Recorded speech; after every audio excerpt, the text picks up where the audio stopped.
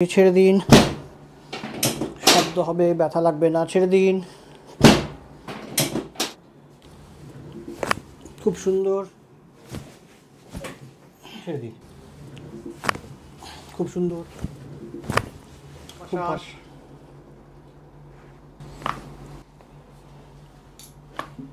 হয়েছে, আপারটা বাকি আছে, লম্বা শ্বাস, বিউট বাকি আছে, আপার সার্ভাইকাল ছেড়ে দিন, লুজ ছাড়ুন, লুজ ছাড়ুন। সুন্দর, একটু সামনের দিকে ঝুঁকে যাওয়ার একটু দেখি, কামড়া ঝুঁকে যাচ্ছে, এতে কি ব্যথা করছে? হ্যাঁ, এইখানে পুল আসছে, হচ্ছে লোয়ার ব্যাক আর হিপ জয়েন্টে ব্যথা হচ্ছে। ফিল করছো অনির্বাণ? অনেকটা কম আছে ব্যথাটা, ট্রিটমেন্ট করিয়ে অনেকটা ব্যথাটা কম আছে। আর হিপের ব্যথাটাও একটু, এখন মুভমেন্টটা অনেকটা ফ্লেক্সিবল। কতটা ঝুঁকছে এখন সামনে? বিউটিফুল। আগে হাঁটুর ওপর অব্দি কিন্তু ছাদ ছিল, এখন কিন্তু অনেকটাই নিচে। নমস্কার, আমি doctor PS Niyogi, osteopathic chiropractic specialist. Chiropractic solution চ্যানেলে আপনাদের স্বাগত জানাই। আজ আমাদের সঙ্গে যিনি আছেন, উনি অনেকই বয়স ওনার কম, ওনার যে প্রবলেমটা রয়েছে আমরা খুব ভালো করেই জানি, এএস বলি আমরা, অ্যাঙ্কাইলোজিং স্পন্ডালাইসিস। উনি সল্টলেক থেকে আসছেন। তো কি সমস্যা হচ্ছে ওনার, একটু ওনার কাছ থেকে জানবো। অনির্বাণ, কি সমস্যা হচ্ছে, যেটা বুঝলে বা কখন বুঝলে এই প্রবলেম হচ্ছে? আমার প্রবলেম হচ্ছে 2 বছর আগে থেকেই প্রবলেমটা হচ্ছে, লোয়ার ব্যাক আর হিপ জয়েন্টে ব্যথা হচ্ছে। তখন অতটা বুঝতে পারিনি, তারপর ডাক্তার দেখিয়েছি, অনেক টেস্ট হয়েছে, তারপরে HLA-B27 পজিটিভ। আচ্ছা। তো তারপর পাওয়া গেছে। তারপর কিছুদিন আগে থেকে খুব ব্যথা শুরু হয়, সকালে উঠতে কষ্ট হচ্ছিল। তারপর ডাক্তার দেখিয়েছিলাম, তো উনি টেস্ট করেছিলেন, HLA-B পজিটিভ আবার বেরিয়েছিল। তো তারপরে ওষুধ খেয়েছি, বাট অতটা কোনো রিলিফ হয়নি এখনো অবধি। আচ্ছা। ধীরে ধীরে আমি এই ট্রিটমেন্টের দ্বারা যাতে রিলিফ হয় আর কি, সেই ট্রিটমেন্টের জন্য এসেছি। তাহলে আমরা যেটা দেখছি সেটা হচ্ছে, অনির্বাণ অলরেডি টেস্ট করে দেখেছেন, অন্য ডক্টর দেখেছিলেন, সেখান থেকে মেডিসিন খেয়েছে, কিন্তু রেস্ট্রিকশনটা কমেনি। একটু ব্যথাটা কম আছে, কিন্তু যে রেস্ট্রিকশন ছিল জয়েন্টে সেটা কমেনি। ঘুম থেকে উঠে ওর লোয়ার ব্যাকে, নেক, আপার ব্যাক, এগুলো সব ব্যথা থাকে খুবই। হ্যাঁ, মুভমেন্ট আমরা দেখেছি অনেকটা রেস্ট্রিক্টেড হয়ে গেছে। তো উনি আশা নিয়ে এসছেন যে কাইরোপ্র্যাকটিক বা অস্টিওপ্যাথিতে উনি নিশ্চয়ই ঠিক হবে। আমরাও আশা রাখি ডেফিনেটলি ঠিক হবে। এখন আমরা একটু অ্যাসেস করে দেখবো কি ওর প্রবলেম হচ্ছে, কতটা রেস্ট্রিকশন হয়েছে ওর স্পাইনে বা অন্য জয়েন্টে। সঙ্গে থাকুন। একটু সামনের দিকে ঝুঁকে যাওয়ার একটু দেখি, কামড়া ঝুঁকে যাচ্ছে, এতে কি ব্যথা করছে? হ্যাঁ, এইখানে পুল আসছে আর হিপ জয়েন্টে তো হাতটা কত যাচ্ছে নিচে? আচ্ছা, এখানে দেখতে পাচ্ছি আমরা রেস্ট্রিক্টেড, এই জায়গাগুলো পেন হচ্ছে। হ্যাঁ হ্যাঁ, হিপ জয়েন্ট আর লোয়ার ব্যাকটা পেন হচ্ছে। হাত অলমোস্ট নি অবধি যাচ্ছে, ফ্লেক্সন। পিছনে একটু কতটা যেতে পারছো দেখি একটু। আমরা ভালো করে দেখতে পাচ্ছি রেস্ট্রিক্টেড রয়েছে, গোটা স্পাইনের এক্সটেনশন অলমোস্ট হচ্ছে না, হিপ থেকে এক্সটেনশন হচ্ছে। ঠিক আছে, অসুবিধা নেই। একটু পাশে এগুলো ঘুরলে কতটা ঘোরা যাচ্ছে?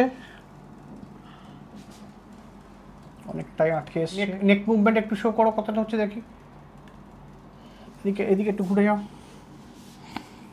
নেক মুভমেন্টটা দেখি একটু, সাইডে, ওদিকে। নেক মুভমেন্ট অনেকটাই রেস্ট্রিক্টেড রয়েছে, তাও অন্যান্য পেশেন্টের যতটা থাকে নেকে অন্তত কিছুটা ওর ভালো আছে। এরপর আমরা ট্রিটমেন্ট করবো, অ্যাডজাস্ট করবো, কী রেসপন্ড হচ্ছে আমরা দেখবো।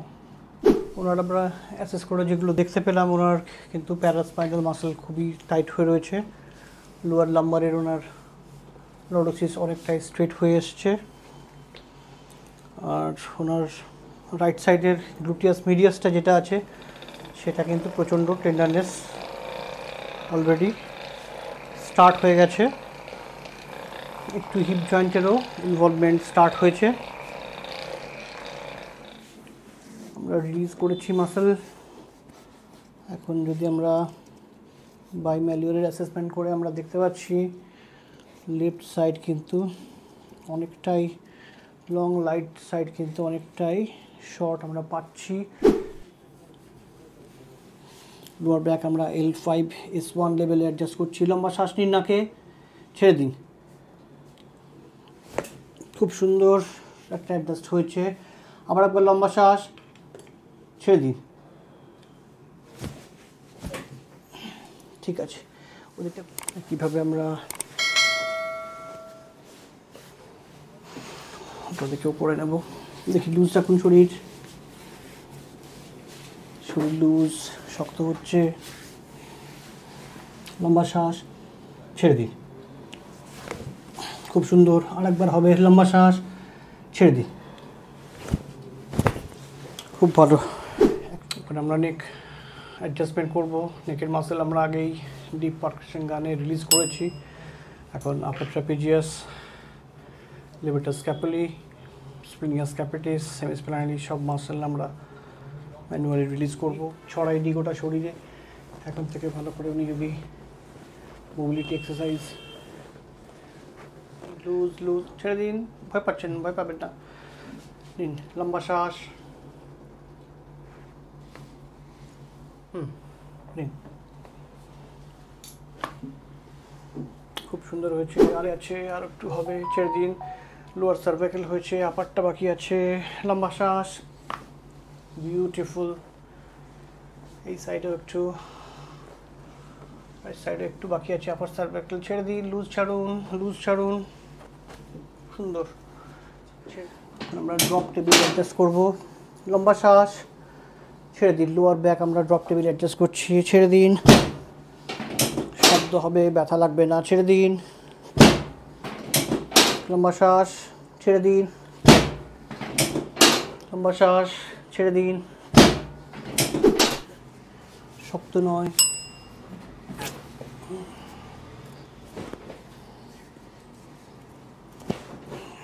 খুব সুন্দর।